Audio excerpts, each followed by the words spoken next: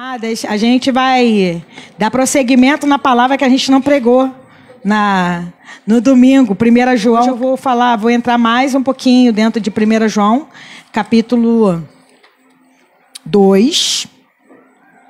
A gente vai ler do 1 em diante, até o 14, mas eu vou dar ênfase agora mais a partir do versículo 3. No domingo a gente falou sobre o pecado, sobre o pecado ser um acidente na nossa vida, o pecado não ser algo que a gente maquinar o mal, mas que realmente seja um acidente. E uma coisa interessante sobre isso, igreja, é que a gente tem que aproveitar que Jesus ainda é advogado. Chegará um tempo que ele não será mais advogado. Chegará um tempo que ele vai vir com o martelo, ele vai ser um juiz, ele vai bater o martelo e vai falar para a direita: vinde benditos de meu Pai, para tomar posse das promessas. Ele vai falar para os da esquerda, falei certo, na esquerda: apartai-vos de mim que eu não vos conheço. Então hoje, Jesus ainda é um advogado. Jesus ainda é aquele que advoga a nossa causa, aquele que intercede. Engraçado que essa palavra advogado, né, lá no grego, ela significa paráclito, já falando errado, paráclito, o que significa o quê? Alguém que está junto. E é a mesma palavra que é dada ao Espírito, é uma das palavras dadas ao Espírito Santo. Então hoje, se você for parar para pensar, você não está sozinho de jeito nenhum. Às vezes as pessoas podem nos virar as costas, né? Às vezes a gente se sente sozinho. Às vezes a gente se sente desorientado, parece que ninguém está do nosso lado, mas a gente tem o Espírito Santo que está dentro de nós e tem um advogado que está à direita do Pai, defendendo e julgando a nossa causa, para que a gente, quando pecar, quando errar, e Deus olhar para nós e falar assim: ele está errado. Merece o quê? Merece a condenação. Aí vem Jesus e fala para o Pai: Pai, eu morri por ele, eu morri por ela. Eu paguei o preço dela, a dívida já está paga. Então não tem mais com que nos condenar. Gente, é maravilhoso isso. É muito maravilhoso. Isso não nos condiciona assim ao entendimento de que, então já que ele me perdoa, já que eu confesso o pecado, vou sair pecando adoidado, vou sair fazendo um monte de coisa errada porque ele vai me perdoar. Isso não é certo. Quem tem Deus, quem tem o Espírito Santo de Deus, não pensa assim. Porque pecar, gente, pecado gera consequências. Às vezes é muito bonito o que a mídia mostra pra gente sobre pecado, né? A gente vê várias coisas aí, o pessoal: deixa eu curtir a vida que eu ainda estou jovem, deixa eu fazer o que eu tenho que fazer porque eu ainda tenho idade para isso. Mas todo pecado, ele tem uma consequência. Se você for ver as consequências que o pecado tem, quem mata, o que pode acontecer com ela? Com a pessoa que mata? Ser morto, ser preso, ser condenado, é consequência do pecado. Mas Deus perdoa aquele que matou? Perdoa, mas vai cumprir a pena? Vai. Se vocês tiverem oportunidade, como a irmã, né, a Magna já trabalhou em alguns lugares assim, tiver oportunidade de ir lá no lugar de detenção, você vai saber que muitas pessoas lá, inclusive são cristãos, se converteram lá, estão cumprindo pena. Alguns por ter se convertido, por bom comportamento, até sair antes do tempo, por misericórdia. Vocês estão entendendo? Então, pecado não é uma coisa bonita que as pessoas falam, tipo assim: vamos viver a nossa vida, porque a gente é jovem, porque pecado tem consequência. Mas se eu errar, se eu me acidentei, eu tenho um advogado que governa e que me defende, que me ajuda no tempo da tribulação. Então vamos. 1 João capítulo 2. Do versículo 1 em diante. Meus filhinhos, estas coisas vos escrevo para que não pequeis. E se alguém pecar, temos um advogado para com o Pai, Jesus Cristo, o justo. Ele é a propiciação pelos nossos pecados. Ele é o pagamento. Propiciação, aquele que veio e pagou. Ele é a propiciação pelos nossos pecados. E não somente pelos nossos, mas também pelos do mundo, de todo mundo. Deixa a tua Bíblia aberta aí, eu não vou ler corrido não, vou falar um pouquinho sobre isso. Uma coisa que a gente também precisa entender é isso. Temos um advogado: se eu errei, se eu pequei, se eu desviei do propósito pelo qual eu fui criada, nós fomos criados. Temos um advogado que advoga a nossa causa. Por que ele pode advogar a nossa causa? Porque ele é justo. Se a gente falar da nossa justiça hoje no Brasil, A nossa justiça hoje no Brasil é uma justiça injusta. Inclusive a bonequinha, né, aquela menina que fica lá, ela é cega e a balança certinha, mas cega. Se pesar um pouquinho de dinheiro aqui, ó, né, ela dá a causa. Quantas causas foram ganhas com o pezinho do dinheiro, com suborno? Mas o nosso advogado, o nosso Jesus, ele é justo. O que é justo, gente? Justo é aquele que é perfeito, vai dar a cada um o que é devido. Aí ele fala, ele é a propiciação pelos nossos pecados. Ele é o pagamento, ele pagou, está pago. Quem dera, né, se alguém chegasse, a gente está com uma dívida muito alta ou impossível de pagar, e alguém chegar e falar para nós assim, olha, tua dívida está paga. Foi paga por quem? Jesus. Jesus pagou tua dívida, está pago. 300 bilhões de lá, está pago. Seria maravilhoso. E foi exatamente isso que ele fez. Ele pagou, está pago. Em Colossenses fala isso, que a cédula do nosso pecado, ela foi paga, ela foi cancelada. Ela não está nem no SPC Serasa. Porque vocês sabem que o SPC Serasa, durante 5 anos, o teu nome fica lá, né? E depois de 5 anos, teu nome limpa entre aspas. Sabia disso? Que teu nome ainda fica no registro lá, que mesmo que caiu aquela conta, teu nome ainda fica, você fica com score baixo muitas vezes. Tem gente que fala assim, meu nome está limpo, mas meu score está baixo. Por quê? Tem alguma dívida, mas diante do Senhor não tem score, não tem SPC, não tem Serasa. Ele pagou. Ele pagou a minha dívida, ele pagou a tua dívida. Aí uma coisa que ele fala aqui que eu preciso falar, e não somente pelos nossos, mas também pelos do mundo inteiro. Aí talvez algumas pessoas vão falar assim, então pastora, então quer dizer que todo mundo vai para o céu, porque ele morreu pelos pecados do mundo inteiro? Está escrito. Ainda fala isso, está escrito. Mas quando ele fala aqui, mas também pelos do mundo inteiro, primeiro, o sacrifício de Jesus é suficiente para salvar o mundo inteiro. É suficiente. O sangue que derramou naquela cruz pagou a dívida de tão assim, sobrou tanto dinheiro que ele pagaria a dívida do mundo inteiro. Do mundo inteiro. Só que quando a gente fala de mundo inteiro, a gente pensa na nossa geração. Mas já pensaram de outras gerações? Já pensaram no teu avô, no teu bisavô, no teu tataravô, no teu tataravô? O sangue de Jesus foi suficiente para salvar essa geração, a geração passada, até 1000 gerações. É suficiente, mas não é de graça. Todos são filhos de Deus. Não. Todos fomos criados por Deus. Se tornam filhos de Deus, o que diz lá em João, capítulo 1, versículo, não precisa botar não, versículo 12. Mas a todos quanto receberam quem? O justo, o advogado, aquele que foi a propiciação pelos nossos pecados. A todos quanto receberam, foi-lhes dado o direito. Olha que coisa linda. Foi-lhes dado o poder. Tem versão que fala o direito, tem versão que fala foi-lhe dado o poder. Você tem autorização agora dada para se tornar um filho de Deus. Então é muito mais complicado. Porque eu querendo viver uma vida dissoluta diante do Senhor, dizendo que eu sou filho de Deus, como muitas pessoas fazem, porque eu sou filho de Deus, Deus é justo, eu sou filho de Deus. Não. A todos quanto receberam, foi ele paga um alto preço. Quem pagou esse preço? Jesus. Ele pagou, então é por isso que é em nome de Jesus. Por isso que o nome de Jesus muitas vezes é desprezado, porque falar Jesus fala de mandamento, falar em Jesus fala daquilo que eu preciso acertar na minha vida, falar de Jesus fala daquilo que eu preciso parecer, com quem eu preciso parecer. Eu preciso parecer com quem? Com Jesus. Então é pelo mundo inteiro, porque seria suficiente para o mundo inteiro, mas não foi pelo mundo inteiro no sentido do sistema, no sentido das gerações. É suficiente gerações, e quantas gerações têm vindo aí crendo no Senhor.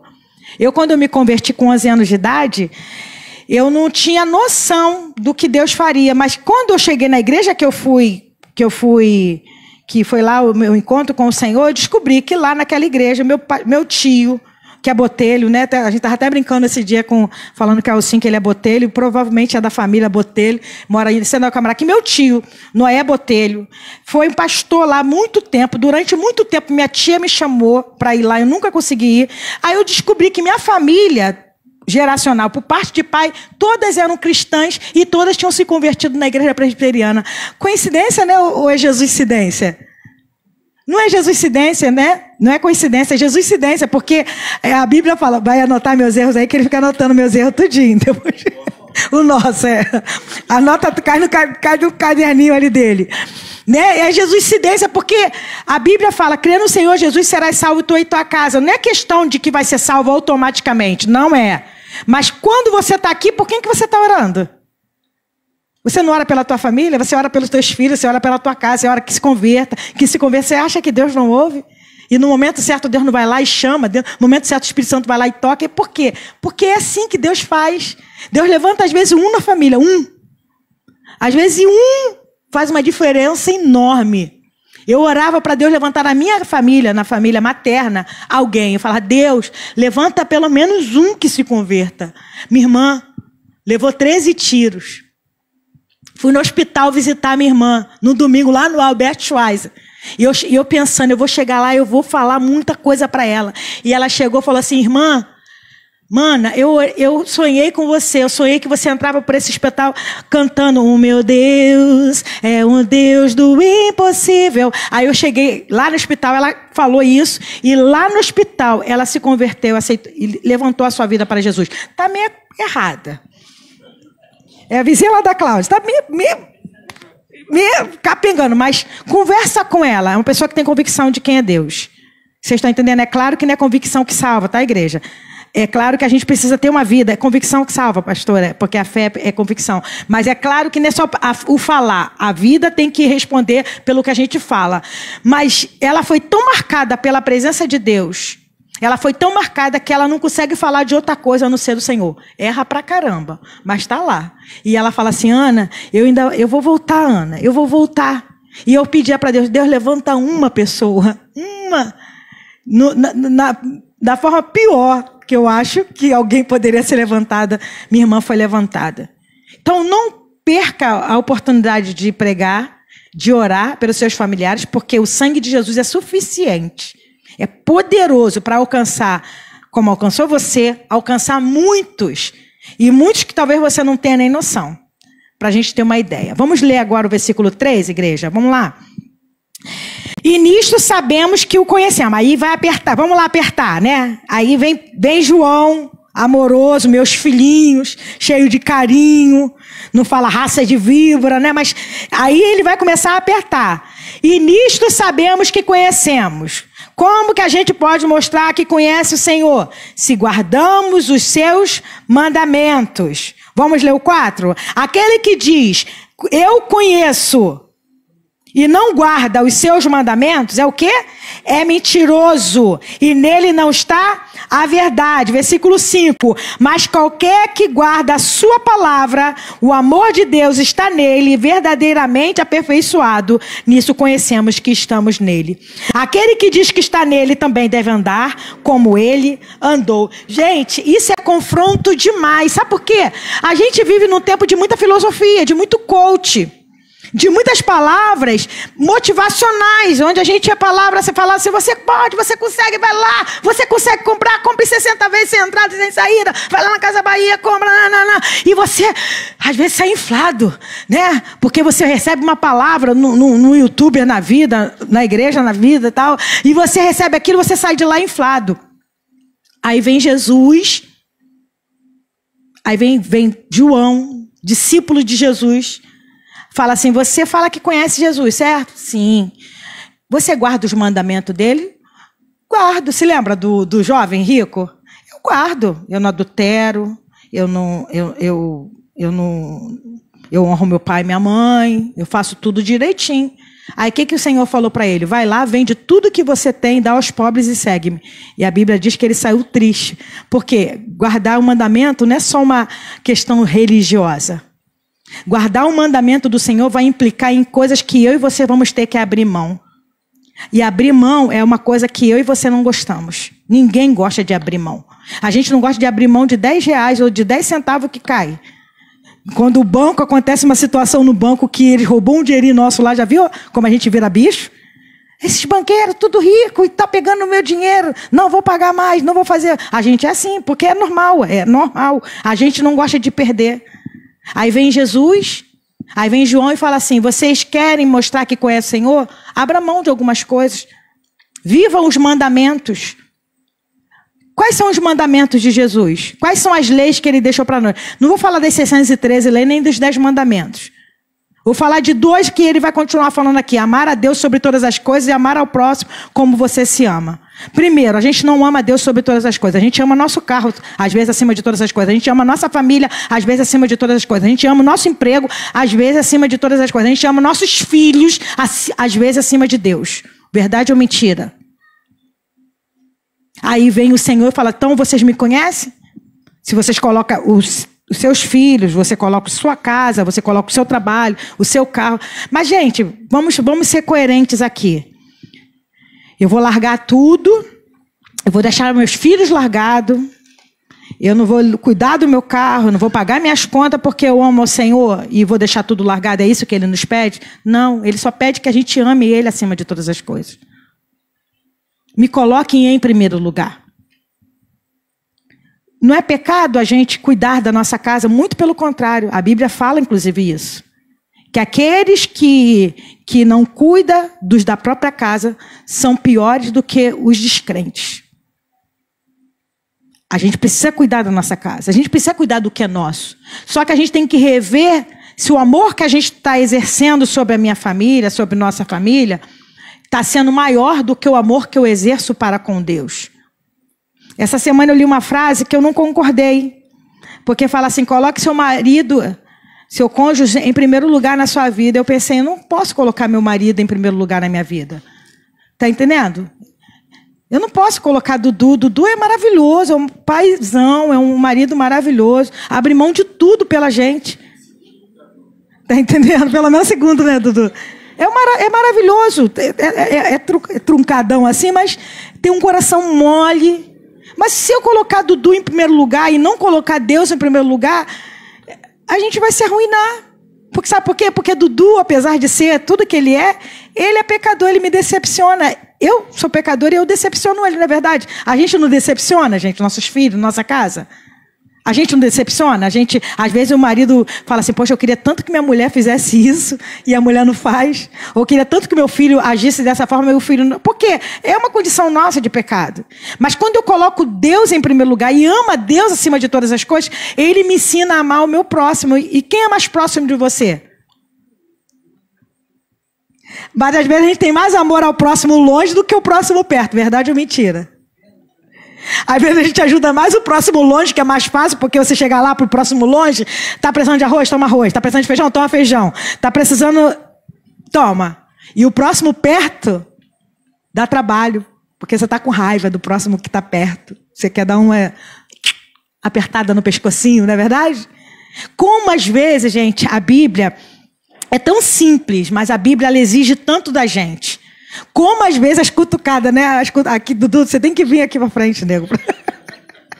As cutucadas é tudo. Como às vezes é difícil, gente. Como às vezes é difícil você cumprir a palavra. Ah, eu amo o Senhor, a gente canta, ah, eu te amo. Senhor, tu és a minha vida, tu és tudo que eu tenho. Vai, fala com o teu irmão, eu te amo, meu irmão. Tá, eu te amo, teu irmão, até que ele discorda de você. Eu te amo, meu irmão, até que teu irmão faz uma cara feia para você. Eu te amo, meu irmão, até que teu irmão fala mais grosso com você. Nisto conhecemos se vocês são meus discípulos, se vocês me amam de verdade. Se vocês cumprem os meus mandamentos. Vamos dar prosseguimento aí? Olha o que ele continua falando aqui. Ele vai falar de um mandamento que não é novo. Versículo 7. Lê para mim alguém, por favor. Pode ler.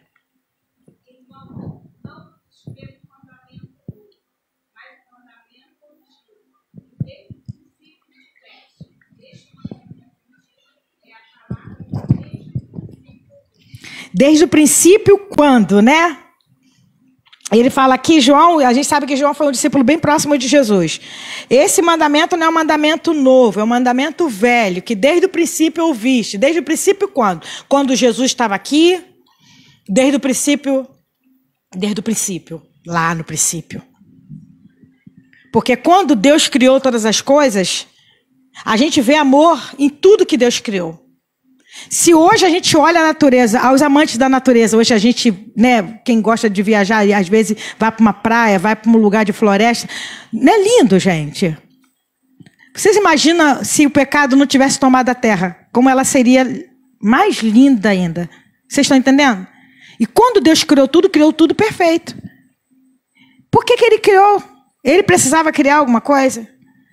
A Bíblia fala que Deus se basta nele mesmo. Ele não precisa de mim, de você para adorar. Inclusive agora, tem os anjos, arcanjos, querubins, serafins, estão adorando ao Senhor. No mundo inteiro agora, vocês acreditam nisso? Que no mundo inteiro agora existem pessoas adorando ao Senhor? Aí está lá Deus ansioso para ouvir a minha adoração? Não está. Eu que preciso adorá-lo. Você que precisa adorar e buscar Ele. Sabe por causa de quê? Porque nós fomos criados para esse propósito. Aí vem ele e fala assim, eu estou trazendo para vocês um mandamento que não é novo, um mandamento que é antigo. Que quando ele fez todas as coisas, ele criou tudo em amor, ele colocou o homem no meio do jardim em amor, ele colocou a mulher do lado do homem em amor e só pediu uma coisa. Ele não fez uma regra de 613 leis nem de 10 mandamentos. De todas as árvores do jardim vocês podem comer. Gente, vocês imaginam quantas frutas tinham ali naquele lugar? E tem fruta que a gente nem conhece. Tem frutas aqui do norte que eu pelo menos não conheço. Agora a gente está conhecendo alguma coisa por causa do açaí que veio, cupuaçu, né, algumas frutas que, né, mas tem fruta que siriguela, que conhece siriguela? Eu comi porque esses dias apareceu, gostosinha, parece cajá com caju. É uma mistura de cajá com caju. Outra, aquela que eu ainda não comi, aquela pitaia. Ainda não comi, R$10 uma frutinha desse tamanho. 10, tá mais cara já, 24, então, nem pouco. Dizem que tem gosto de água de coco. Não vou nem comer tão cedo a pitaia. Você está entendendo? Mas você imagina, lá no jardim, o homem e a mulher desfrutando tudo aquilo.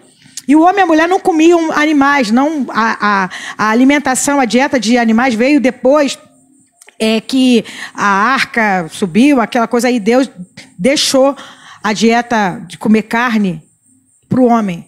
Ele se sustentava ali com as verduras. Os animais que estavam lá comiam verduras. Vocês estão entendendo, igreja? Frutas. Todo mundo era alimentado pela presença de Deus. Tudo em amor. Aí vem a maldita da serpente e faz a proposta. Vocês vão ser igual a Deus, conhecedores do bem e do mal. Olha o conhecedor do bem e do mal que está fazendo com o mundo, gente. Nós somos conhecedores do bem e do mal. Tanto que muitas vezes nossa tendência é para ir para onde? Para o bem ou para o mal? Para o mal. A nossa tendência é para o mal. É sempre para o mal. A gente queda para o mal. Porque somos conhecedores do bem e do mal. Foi o que Satanás falou para a mulher. E a mulher acreditou e comeu daquela fruta. Mas tudo que Deus fez foi em amor. Desde o princípio que eu estou trazendo para vocês, que o João está falando, é aquele mandamento, amar a Deus, amar ao próximo, se dar por alguém. Às vezes, gente, a gente não tem ideia de como é bom ser útil. Como eu gosto de ser útil. Quem não gosta de ser útil quando alguém chegar para você e fala assim, você pode me ajudar nisso? Porque Deus nos fez para sermos úteis. Não é verdade, Marlete? Marlete está rindo para mim. Porque Deus nos fez para sermos úteis. Às vezes o irmão tem uma dificuldade para mexer nas internet. Vai lá, pastora, a senhora me ajuda? Ajudo. Naquilo que eu sei, né, também. Quando eu tenho dificuldade, eu vou no Rafael. Rafael, não estou entendendo, eu vou na Bia. Isso é ajuda mútua. Imagine se a gente vivesse isso o tempo todo na igreja. Eu não sei isso aqui direito. Me ensina, pastor. O pastor ensina. O pastor não é conhecedor de todo conhecimento. A Janaína pode ajudar. A Janaína ajuda. E assim o Henrique. Assim cada um movendo isso. Isso é o amor. Nisso conheceis. Se vocês me conhecem. Porque Deus, ele era suficiente nele. Ele era totalmente suficiente nele. Mas ele não quis ficar na sua suficiência.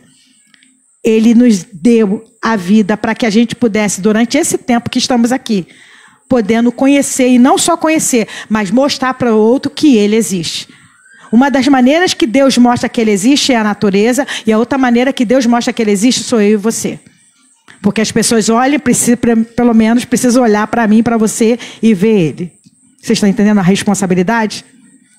Aí está lá um monte de gente falando, eu conheço a Deus e não pratica o que ele faz. O que é que as pessoas querem estar perto dessas pessoas, sim ou não?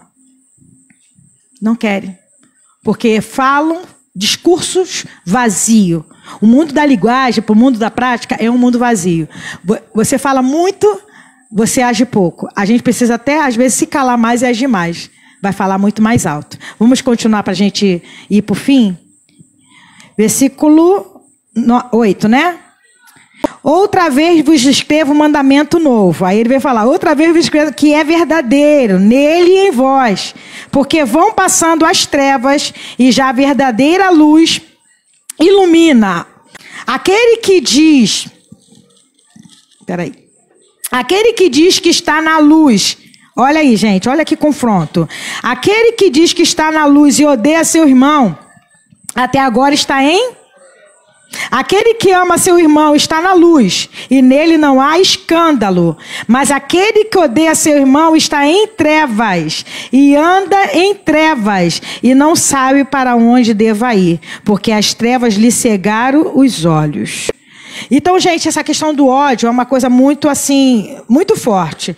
Às vezes a gente pensa assim, então eu tenho que amar, então a pessoa vai fazer o que ela tiver que fazer, porque eu tenho que amar. Gente, existe a questão do amor, e existe a questão da tolerância, do suportar. A gente sabe disso muito bem.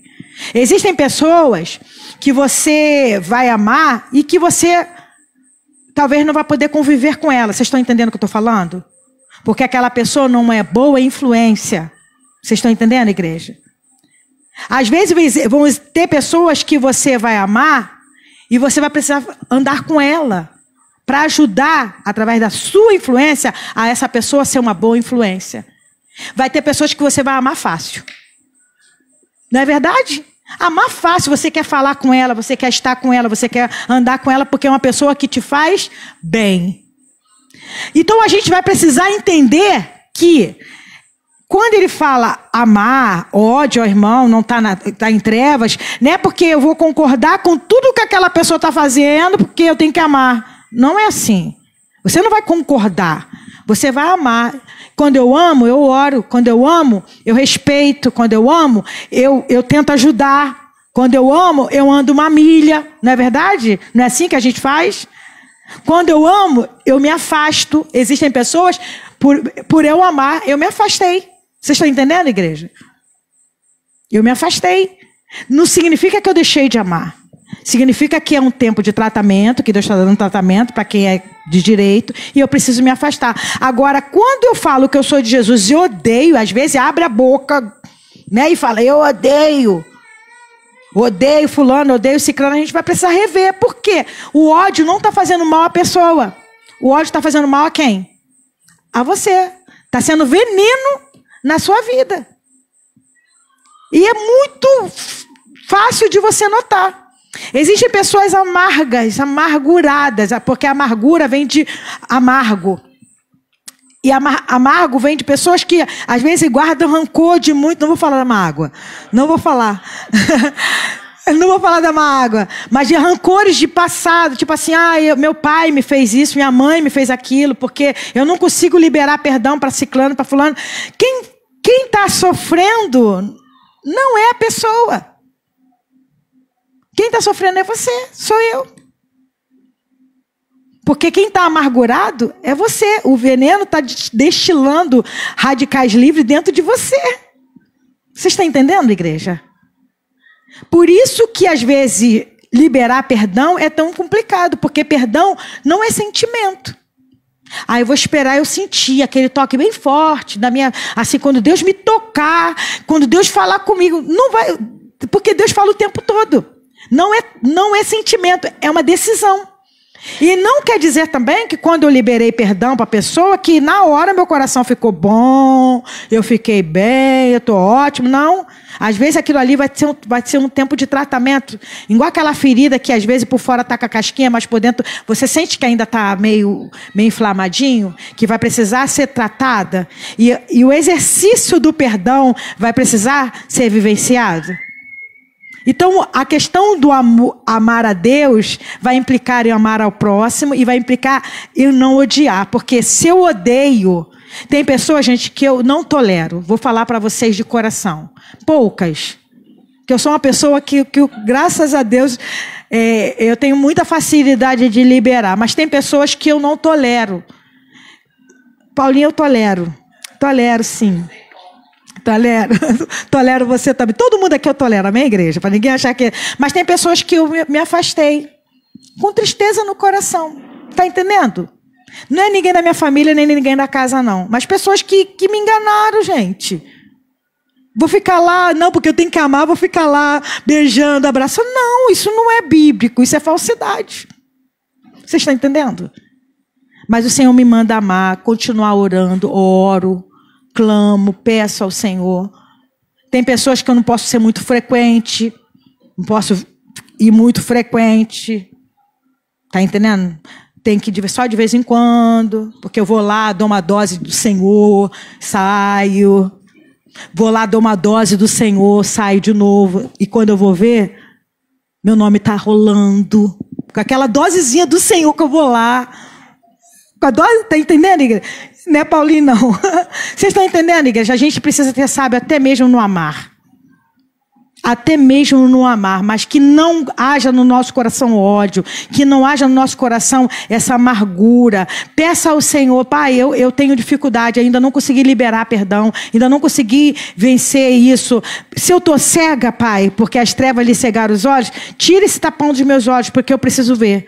Eu preciso ver quem? Eu preciso ver o Senhor. E quem você tem que agradar? Tem que agradar o Senhor. Nem a esposa, nem o esposo, agradar ao Senhor. E caminhando para o final, ele fala assim para a gente, porque eu vou até o 14, né?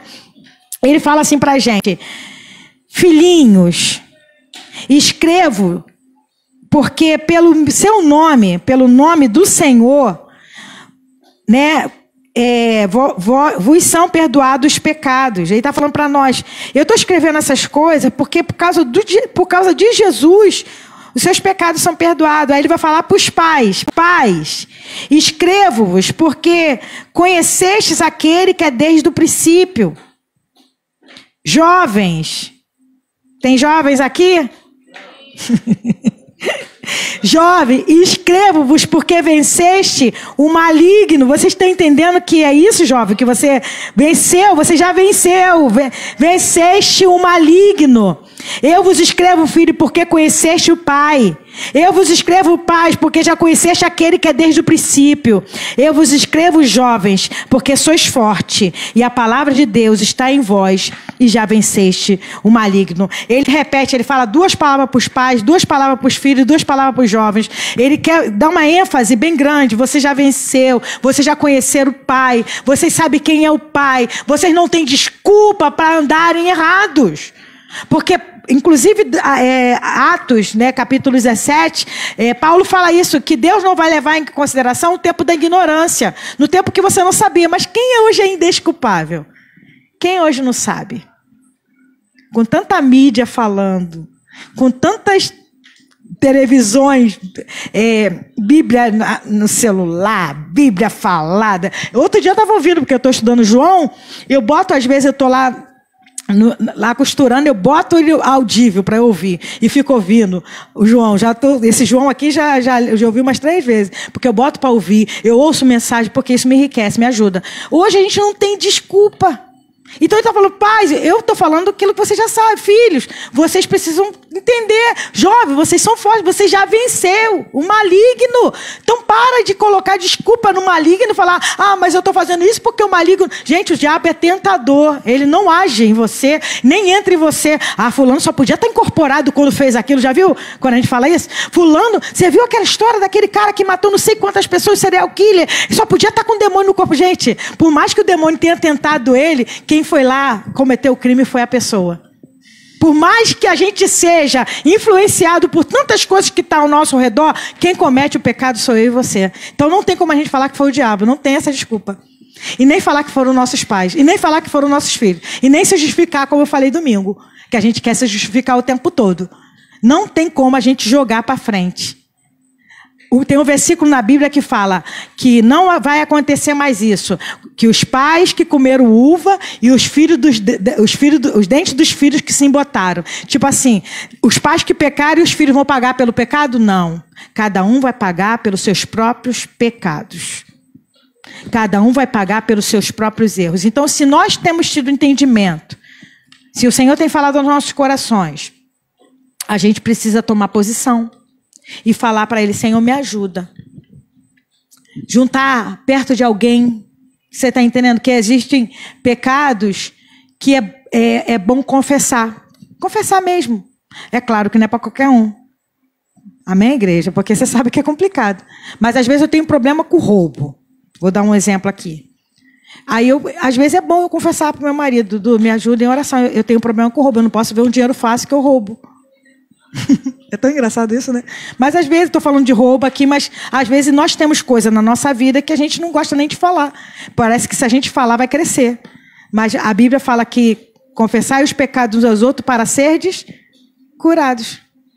Às vezes a gente tem coisa que a gente não quer. Não pode falar nem naquela doença. Parece que se a gente falar naquela doença, um cachorro correndo atrás de um gato. Já saíram. Às vezes, se a gente falar naquela doença, vai pegar. Se a gente falar naquela coisa, vai acontecer. Não, gente. Às vezes, confessar faz parte desse processo de cura. Não é ficar chorando, chora penosa, não. Tá entendendo? Não, vida, nossa, não, é falar para quem é de direito, pedir ajuda. Me ajude, eu tenho dificuldade nessa área. Só de você falar, gente, abrir teu coração, muitas coisas acontecem, muitas curas acontecem. E é isso que eu quero que aconteça na minha vida, que aconteça nas nossas vidas. Hoje eu confessei, eu estava numa devocional que a gente faz, que eu faço toda quinta-feira para umas pastoras, e eu falei de algo de um pecado que eu tenho. Não é pecado, igreja, não é pecado não, é uma dificuldade que eu tenho. Eu vou falar para vocês, não vou falar muito aberto, porque a gente está aberto aqui. Mas eu durmo com cobertor. E é uma briga lá em casa por causa disso, porque Dudu tem muito calor e eu tenho muito frio. Eu não tenho muito frio. A coberta virou para mim um objeto de segurança. Porque quando eu era criança, eu sofri algumas coisas. E eu dormia a coberta, porque era como se fosse minha segurança para uma situação não acontecer. Amém? Vocês estão entendendo? Só que estou com 46 anos. Esqueci. Esses dias a gente estava lá em casa, nosso quarto tem porta. A gente tem banheiro agora lá dentro do quarto. É, assim, é uma suítezinha ali, né? O Paulinho foi expulso lá de casa, né? Casou. Então a gente conseguiu fazer um esquema lá. Só que isso, às vezes, toda hora isso vinha à tona. Vocês estão entendendo? E estava eu lá com a coberta lá do Cristiano, você está com calor? Você está com frio? E eu falei assim, não estou com frio. Aí eu confessei isso para ele, eu falei, eu tenho uma dificuldade, Dudu. Porque por causa daquilo que eu passei há muito... Mas, gente, é muito tempo mesmo. Eu devia ter 9 anos. Aquilo que eu sofria 9 anos, quando eu tinha 9 anos, 9 anos atrás não, 9 anos, ainda reflete aqui. Vocês estão entendendo como a gente às vezes é marcado pelo passado? E a gente se torna refém lá de trás. A gente se torna refém. E eu falei isso pro Dudu, falei, nego, eu tenho dificuldade ainda nisso. E ele vai ligar todos os ventiladores lá em casa agora para eu poder desvencilhar. Porque a cura, gente, esse processo nosso de cura é um processo, às vezes, que pode acontecer durante toda uma vida. Mas eu preciso abrir meu coração para receber a cura de Deus, está entendendo? Eu preciso confessar. Não é pecado a gente falar das nossas fraquezas, não. Não fique envergonhado se o pastor, igual o pastor fala assim, eu fui o maior safado. O pastor não fala isso aqui, eu fui o sem vergonha. Porque foi mesmo. Mas ele continua sem vergonha? Não. Porque foi lavado pelo sangue do Cordeiro. Glória a Deus. Não é verdade? Às vezes a gente tem tanto pudor. Não, porque que as pessoas vão pensar? Que se a pastora fala, gente, é claro, a gente vai ter cuidado para falar e tal. Mas a gente precisa confessar, falar. Fale. Se tem alguma luta, fale. Converse com o teu esposo, com a sua esposa, com alguém de confiança. Ore. Porque eu tenho certeza que Deus tem algo muito maravilhoso para fazer em nós e através de nós. Amém?